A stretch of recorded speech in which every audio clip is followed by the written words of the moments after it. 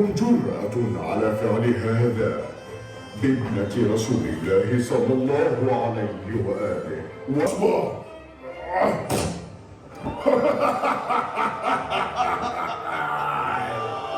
يا شيعة يا موالي،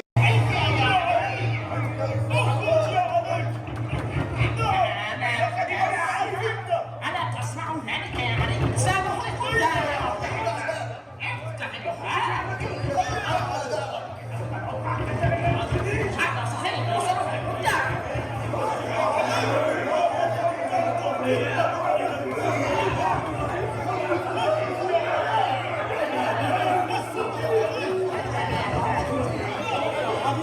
يا ابن أبي طالب افتح الباب، فوالله لقد اجتمعنا على كلمة واحدة ولا تفارقنا، فإن استجبت فبها وإلا أخرجناك بسيوفنا وأحرقنا عليك الدار.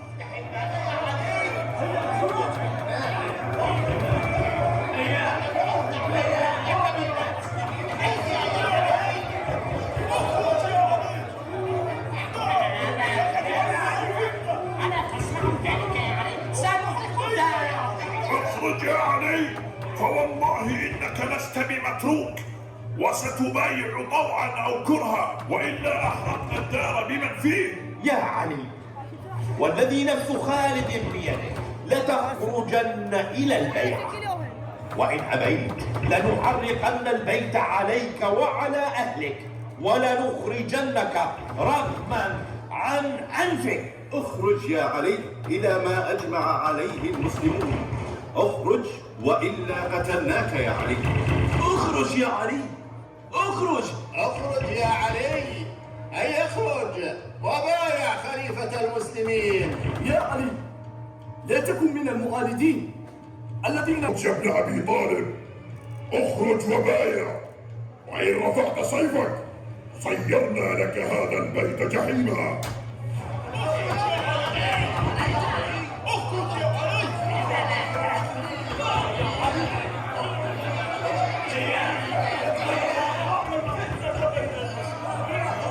أبا يا رسول الله، انظر ما بقي بعضك من هؤلاء. ماذا يريد القوم منا يا أماه؟ أماه، إني خائف عليك من هؤلاء. لا عليكما يا بناتي، لا عليكما. يا فضة، يا فضة، خذ الحسن والحسين إليك وهديهم. اللهم إني أشكو إليك فقر نبيك وانقلاب هذه الأمة علينا.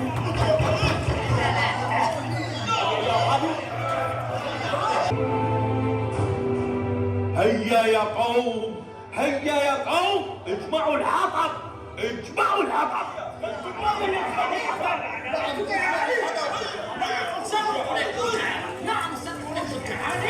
هيا ضعوا الحطب، هيا اجمعوا الحطب، هيا ضعوه أمام الباب، هيا أسرعوه.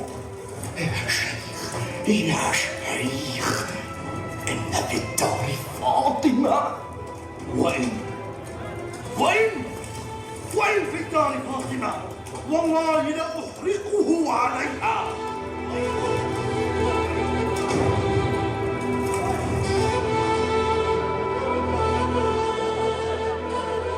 أحرقوا الدار، أحرقوا دار علي، أحرقوها بمن فيها.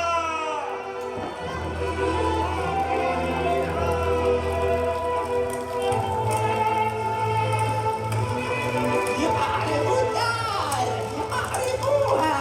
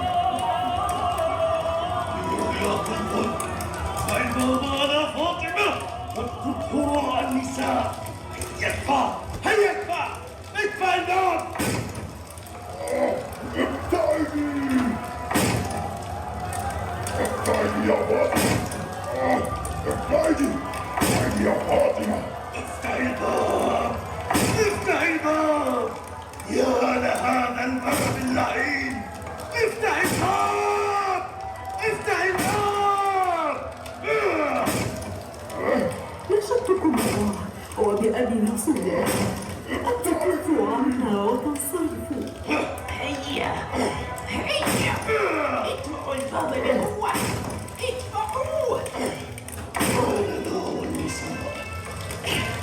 افتح الباب والله لا تكون القوة والخلافة في نفس هذا البيت. افتح الباب. افتح الباب يا فاطمة، إن الله قضى وحكم في الأمر، وإننا لم نأتي إلا بما اجتمع عليه المسلمون. افتح الباب ولا تشردي. يا قنفذ، هيا أعطني صوتك هذا، أعطني الصوت. فوضعت فاطمة يديها على عباطتي الباب تمنعهم من فتح الباب، فأخذ اللعين الصوت من يد قنفذ وراح يضرب فاطمة على يديها. أين المنادي يا فاطمة؟ يقول الإمام الصادق ترك الصاد على يدي فاطمة أثرا كالدبلج الأسود، يعني مثل السوار الأسود، فنادت فاطمة يا بدر.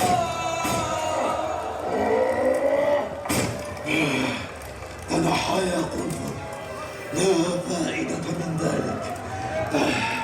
ابتعدوا يا قوم، هيا تنحوا عني فأنا لا.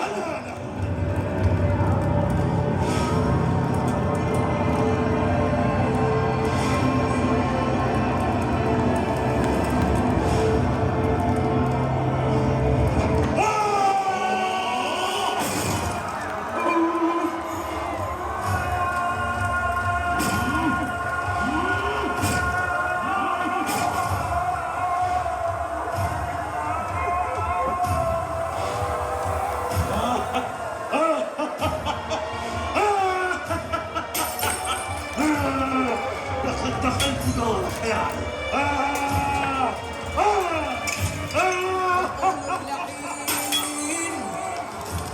لما دخلنا على فاطمة كسرنا الباب لا ندخل بابها، أسندت ظهري للجدار قدمي على الباب وصرت أتبع الباب على فاطمة.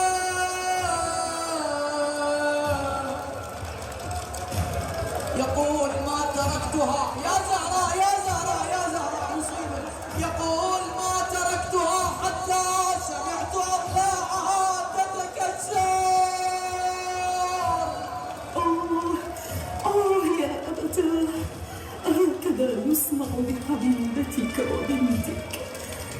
هذا ما أراده محمد لكم، والله سأجعلكم تابعين غير متبوعين.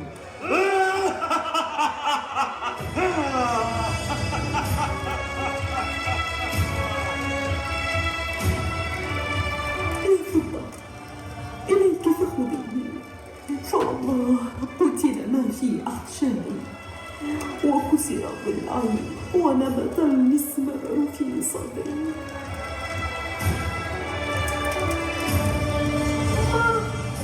بالله عليك قومي.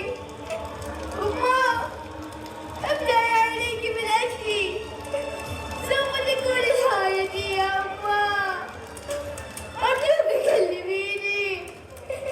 أمه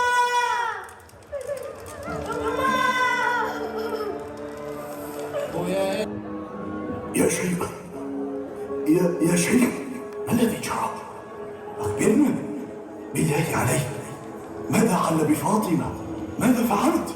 ضربت كفيها بالصوت وركلت الباب بشدة، وأحسست بها لاذت خلفه، فسمعت لها زفيرا وبكاء، فكدت أن ألين وأنقلب عن الباب، فتذكرت أحقاد عليه وولوغه في دماء صناديد العرب وكيد محمد وسحره، فأسندت ظهري للجدار وقدماي على الباب فكسرته حتى سمعت أضلاعها تتكسر وهي تنادي وأبتاه ومحمدا.